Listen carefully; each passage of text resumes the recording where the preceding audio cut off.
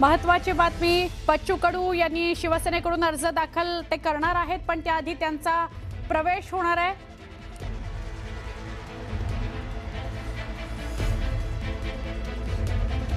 शिवसेना वाढीकरता यापुढे काम करू असं बच्चू कडू म्हणाले आणि बच्चू कडूंनी विधान परिषदेसाठी फॉर्म भरलेला आहे।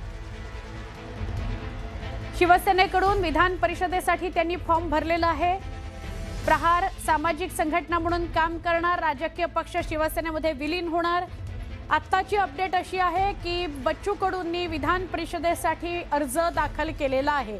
ते शिवसेनेकडून अर्ज दाखल करणार होते, तसा अर्ज त्यांनी दाखल केलेला आहे, अशी आत्ताची अपडेट आहे। महत्त्वाची बातमी, 3च वाजता पर्यंत वेळ आहे अर्ज दाखल करण्यासाठी। बच्चू कडू यांचा शिवसेनेमध्ये प्रवेश झालेला आहे आणि त्यांनी आपला उमेदवारी अर्ज दाखल केलेला आहे।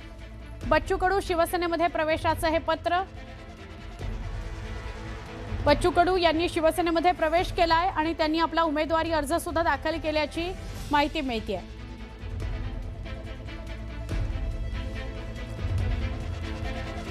बच्चू कडू यांची जी प्रहार राजकीय पक्ष आहे तो शिवसेनेमध्ये विलीन करणार आहेत आणि सामाजिक संघटना म्हणून प्रहार काम करतच राहील, जी कायम काम करत राहिलेली आहे दिव्यांगांकरता, शेतकऱ्यांकरता, अल्पसंख्याकांकरता, तर ती काम करतच राहील सामाजिक संघटना। फक्त पक्ष मात्र विलीन होईल शिवसेनेमध्ये।